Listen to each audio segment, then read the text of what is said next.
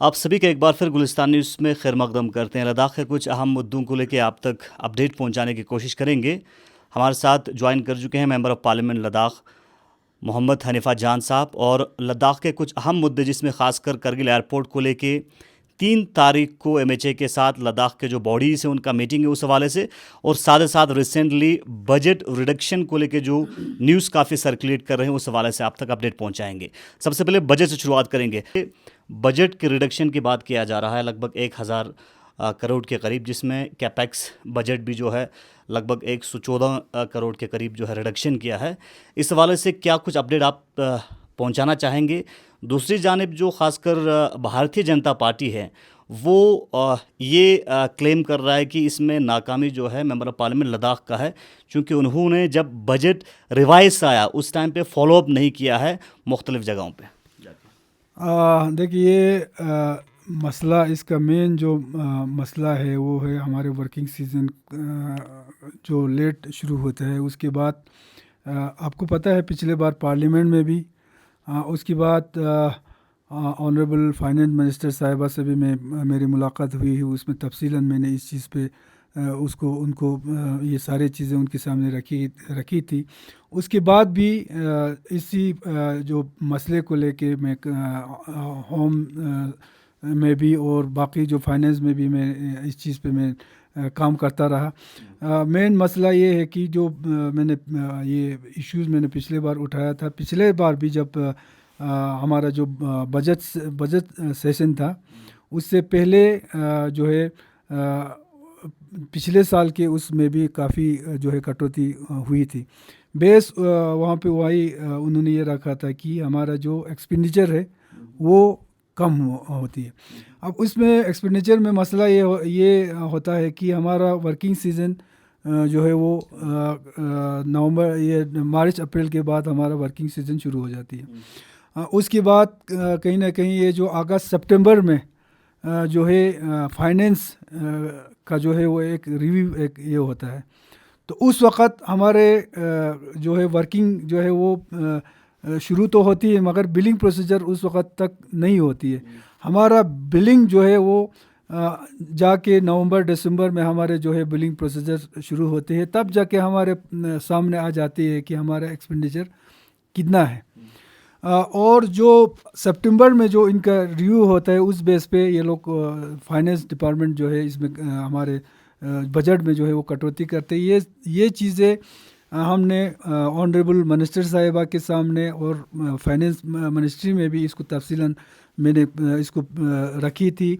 उसी बेस पे मुझे फाइनेंस मिनिस्टर साहिबा का मुझे ये भी आया था कि हमने ये सारे चीज़ें जो है वो होम मिनिस्टर को हमने होम डिपार्टमेंट को भेजा है, वहाँ पे भी हमने इसको ये फॉलो किया था। और मेरे कोशिश और उनसे रिक्वेस्ट यही था कि आपका जो अगस्त सितंबर में जो रिव्यू होता है उसको नवंबर दिसंबर में अगर ये रिव्यू किया जाएगा तो एक्चुअल जो एक्सपेंडिचर जो हमारा बिलिंग प्रोसीजर जो है पूरी हो जाती है और एक्चुअल जो एक्सपेंडिचर आपके हमारे सामने आ जाती है। सर अपडेट इस बार ये है कि जो एक्सपेंडिचर की बात करें 19-20, 21-22 से 23-24 में एक्सपेंडिचर ज़्यादा है, तो इसके बावजूद जो अभी फ़िलहाल अपडेट आ रहा है कि बजट रिडक्शन को लेके, तो इस सिलसिले में फॉलोअप मेन चीज़ जो आपने कहाँ कहाँ फॉलोअप किया कि बजट रिवाइज जब आया उस टाइम पे क्या प्रोसीजर आपने किया?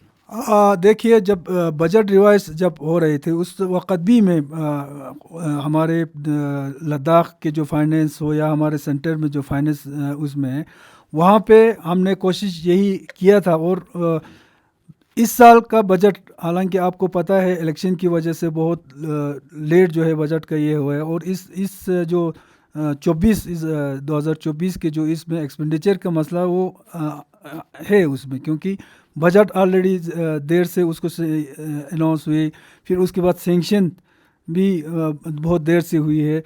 और बिलिंग प्रोसीजर आज के डेट में जो है अभी बिलिंग प्रोसीजर हमारे चल रही है। तो उस वजह से एक्सपेंडिचर तो कम है ही, लेकिन इसमें बदकिस्मती ये है कि ओवरऑल बजट में इन्होंने 1000 करोड़ का इन्होंने तकरीबन जो है फाइनेंस सेंटर से जो है इसकी कटौती की है। लेकिन इसमें यूटी एडमिनिस्ट्रेशन में उसको बांट के कैपेक्स बजट से भी इस बार हालांकि आज तक भी रिडक्शन होती थी। पिछले बार जो तकरीबन जो 6,000 करोड़ हमारे बजट था उसमें से कटौती करके तकरीबन 4,500 करोड़ हमारे लास्ट में हमारा ये हुआ था। तो इस बार प्रॉब्लम ये हुआ कि जो 900 कुछ करोड़ तकरीबन 1,000 करोड़ का जो कटौती जो सेंटर से हुआ है उसमें यूटी एडमिनिस्ट्रेशन ने जो है उसको बांट के केपेक्स पे भी उसका असर डाला है। केपेक्स में हालांकि केपेक्स का अगर हम एक्सपेंडिचर देखें लास्ट ईयर, इस साल थोड़ा ये नहीं है, लास्ट ईयर का अगर करगिल का अगर देखें 96-97% से एबो जो है हमारे केपेक्स में एक्सपेंडिचर है। और दूसरा जो केपेक्स बजट है वो बेसिक नीड्स जो हमारे गांव लेवल पे, ग्रास रूट लेवल पे जो ज़रूरतें हैं उसको पूरी किया जाती है। तो इसमें कटौती एक बहुत बड़ा हमारे लिए एक मसला है। और इस चीज़ को भी हमने यूटी लेवल पे हो या सेंट्रल लेवल पे उसको उठाया, और यूटी लेवल पे हमारे एलजी साहब ने भी ये एश्योरेंस दिया है कि जो केपेक्स बजट का जो कटौती किया है उसको हम कोशिश करेंगे उसको मीटअप करने के लिए। तो फिलहाल जो है जी, इस बार थोड़ा अनफॉर्चुनेट ये है कि इस साल की बजट, लास्ट ईयर भी बजट में कटौती हुई थी, लेकिन नेक्स्ट बजट में हमारा बजट वही रहा था 5,900 कुछ ये, मगर इसमें जो कटौती किया है इसी को नेक्स्ट बजट में इसको ये करने का भी इन्होंने इसमें ये किया है। तो ये सबसे बड़ी ये है। तो इसको इंशाल्लाह हम मुझे उम्मीद है, मैं यहाँ से अभी कल जा रहा हूँ, इसको फाइनेंस में और होम में इसको टेकअप करेंगे, और जो बजट हमारे अनाउंस हुआ है या नेक्स्ट बजट जो है हमारे लद्दाख में ये रहना चाहिए। सर अभी चूंकि बजट पास नहीं हुआ है, बताया जा रहा है कि ये रिवाइज हैं, फिलहाल जो है टेक्निकली बताया जा रहा है कि टेंटेटिव सीलिंग है। अब आगे as a member of parliament आप क्या कर सकते हैं, चूंकि अब बजट पास होने के लिए पार्लियामेंट में आपका ग्रांट्स के ऊपर डिस्कशंस होगा, तो अब आपके ऊपर बहुत बड़ा रोल बनता है, क्योंकि ये जो इशू है ओवरऑल लद्दाख का इशू है। बिल्कुल, इसमें ख़ासकर जो हमारे केपेक्स बजट का जो कटौती किया है उसको हमने यूटी लेवल पे ऑलरेडी हमने टेकअप भी किया है, और इंशाल्लाह अभी कल में वहाँ पे लद्दाख में होंगे, उसके लिए उनसे बात करके कम से कम केपेक्स बजट वाला जो है, एलजी साहब ने भी आज हमारे सीसी साहब वगैरह भी उनसे मिले हैं, उन्होंने भी ये एश्योरेंस दिया है कि इसको जो केपेक्स बजट का जो किया है उसको हम कोशिश करके उसको मीटअप करेंगे। बाकी जो ओवरऑल जो बजट में जो कटौती हुई है, अभी सेशन भी शुरू हो रहे हैं, तो इंशाल्लाह उस पर भी हम कोशिश करके फाइट करके जो हमारा बजट है उसको हम मीटअप करने की हम कोशिश करेंगे। सर कुछ आइडिया है आपको लद्दाख के लिए जो बजट के ऊपर डिस्कशन होगा उस हवाले से, कैलेंडर के हवाले से रिलेटेड? नहीं, अभी मैं कल जा रहा हूँ इंशाल्लाह, तो यहाँ से जाके वो सारे चीज़ें पे हम वर्कआउट करके इंशाल्लाह इस पे हम काम करेंगे।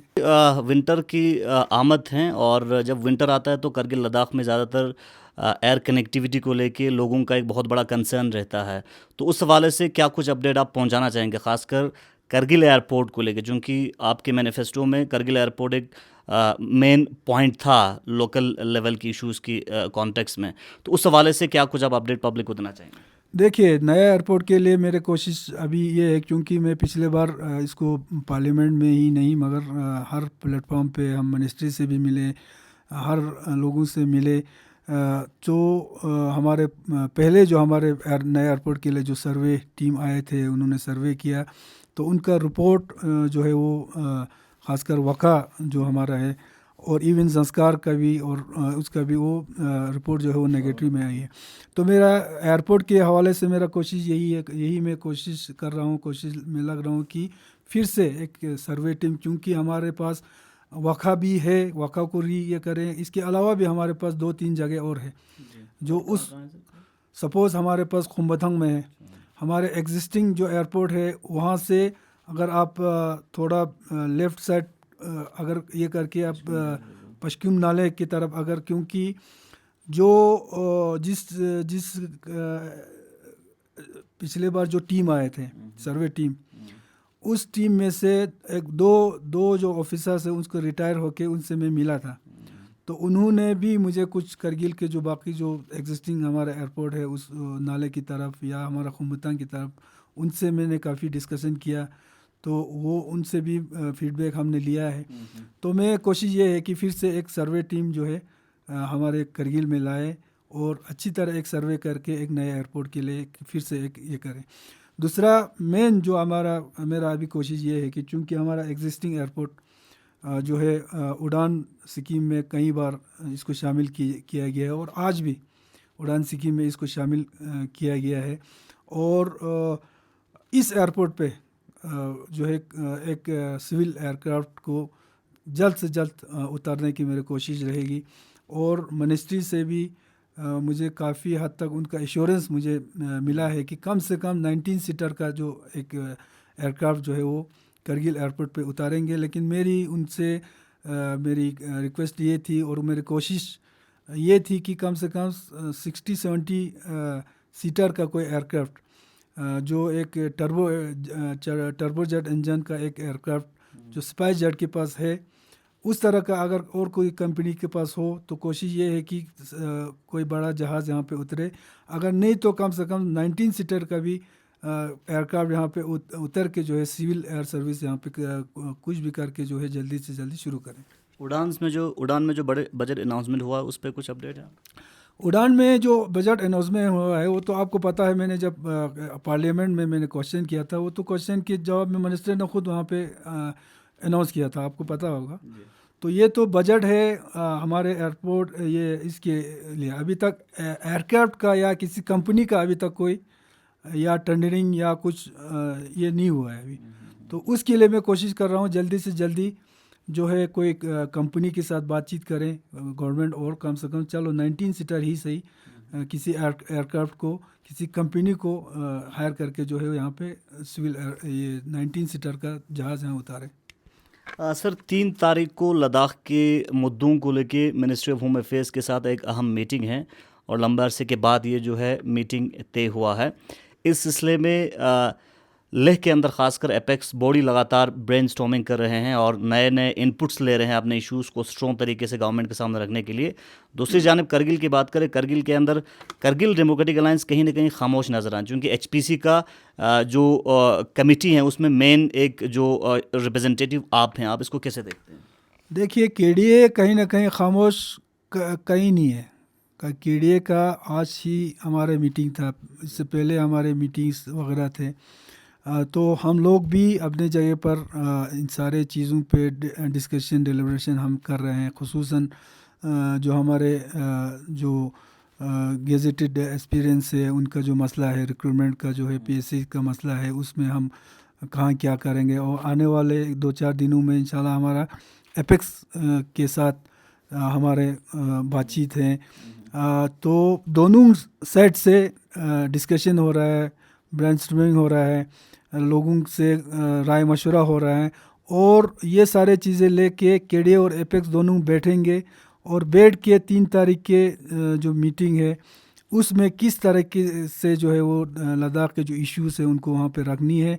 और मैं समझता हूँ 3 तारीख को एक मीटिंग में ख़त्म होने वाली ये सारी चीज़ें नहीं है।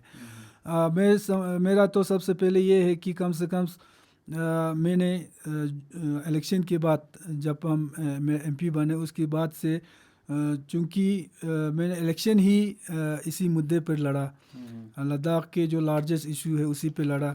उसकी इसीलिए मेरे एमपी बनने के बाद मेरा कोशिश यही रहा सबसे पहले कुछ आप लोगों को भी पता है कि कहीं ना कहीं जो हमारे गवर्नमेंट हमारे एमएचए और केडीए और एपेक्स के साथ एक जो बातचीत जो चल रही थी कहीं ना कहीं वो कहीं रुक गया था। तो गैप जो है जो है एमएचए कहे या गवर्नमेंट कहे और हमारे बीच में एक गैप पैदा हो रहे थे। मेरा पहला कोशिश ये रहा था कि इस गैप को ख़त्म करके जो बातचीत का सिलसिला है, क्योंकि केडीए और एपेक्स का मानना है शुरू से कि जो भी मसले का हल होगा वो बातचीत के ज़रिए हल होगा और बातचीत के ज़रिए ही हम चाहते हैं इसका हल हो। इसीलिए मेरा कोशिश यही रहा कि जो बातचीत का सिलसिला है कहीं ना कहीं वो शुरू हो। तो मैं ऑनरेबल हमारे होम मिनिस्टर हैं अमित शाह जी, उनका मैं शुक्रिया अदा करता हूँ, कम से कम बातचीत का सिलसिला शुरू हुआ है। तो और मैं समझता हूँ कि मुझे उम्मीद है और मैं चाहता भी हूँ और गवर्नमेंट से अपील भी है कि ये बातचीत जो है चलता रहे और तब तक चलता रहे कि जब तक लद्दाख के जो 4 पॉइंट एजेंडे को लेके जो हाई पावर कमेटी जो केडीए और एपेक्स आ रहे हैं उसमें कहीं ना कहीं इस मसले का हल निकले। और मैं चाहता हूँ, मैंने MHA में भी बोला है और हर जगह ये बोला है कि बातचीत जब शुरू हो तो सबसे पहले हमारे जो बच्चों का मसला है, रिक्रूटमेंट का मसला है, उस पे बातचीत हो, उस पे जल्दी कोई ना कोई इस मसले का हल हो, एक रास्ता ऐसा निकले जो हमारे लद्दाख के जो हमारे नौजवान बच्चे हैं उनकी फ्यूचर, उनके मुस्तकबिल के लिए सही एक रास्ता हो, और गवर्नमेंट और हमारे बीच का एक रास्ता निकले, और वो रास्ता हमारे लद्दाख के फ्यूचर के लिए सही रास्ता हो। यानी सर इस बार प्रायोरिटी पे जो ख़ासकर अनएम्प्लॉयड यूथ्स का इशू है, गेजेटेड एस्पायरेंट्स का जो इशू है, वो इशू प्रायोरिटी पे रेस कर रहे हैं। प्रायोरिटी पे इसलिए क्योंकि इसको जल्दी इसमें हल करना बहुत ज़रूरी है। आज हमारे बच्चे फ्रस्ट्रेटेड है, हमारे बहुत सारे नौजवान आज जो है ओवरएज हो रहे हैं। इसमें न सिर्फ हमारे रिक्रूटमेंट और इसका एज पे भी, इसमें इस रिलैक्सेशन पे भी बात हो, और जल्दी जो है मैं चाहता हूँ इसमें कोई हल निकलेगा, कम से कम हमारे बच्चों का जो परेशानी है वो ख़त्म हो जाएगा। मगर प्रायोरिटी जो है, हर जो हमारा 4 पॉइंट एजेंडा है, चार खासकर हमारा 6 शेड्यूल और स्टेटहुड के मसला है, हमारा जो डेमोक्रेसी जो कहीं ना कहीं ख़त्म हो गया उसकी बहाली का जो मसला हो, ये सारे चीज़ें हैं। मगर पहले जो है मैं चाहता हूँ कि इस मसले पर बातचीत हो तो इसको कहीं ना कहीं हल की तरफ जाए। सर इस बार की मीटिंग से आपको क्या उम्मीदें हैं गवर्नमेंट ऑफ इंडिया से? क्या इस मीटिंग को लेके आप कुछ ऑफिशियल से अभी टच में हैं? और एपेक्स के साथ KDA का कब मीटिंग तय हो सकता है? देखिए, टच में तो बहुत सारे लोग हैं, वो अभी मीडिया पे बोलने की बात नहीं है, लेकिन KDA और एपेक्स ये सही है। हालांकि हमने KDA और एपेक्स का ले में एक मीटिंग हुआ था आज से कुछ तकरीबन महीना पहले। उसमें हमने बजाते खुद और हमारे सारे इसने ये भी सजेशन दिया है, और उस पे शायद एपेक्स ने तो काम भी किया है कि हम ये जो है मुद्दा ना कोई सियासी मुद्दा है, ना किसी पार्टी का इसका इंटरेस्ट है, ये लार्जेस्ट लद्दाख का एक मुद्दा है।